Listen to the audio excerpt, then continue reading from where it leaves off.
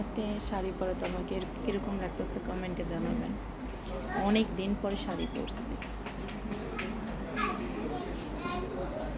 এখান তো বসা দাঁড়াইতে পারতেছি না, লোকজন আশেপাশে, তাই কীরকম লাগতেছে কমেন্টে জানাবেন।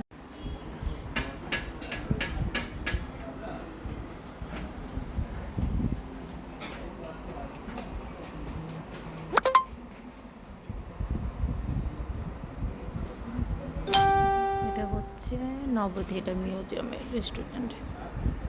খাবার অর্ডার করছি, একটু পরে আসবে। এখানে প্রচুর লোক হয়, প্রচুর, বিশেষ করে সন্ধ্যার পর অনেক লোক হবে। এখন তো পাশেই সিনেমা হল আছে। আর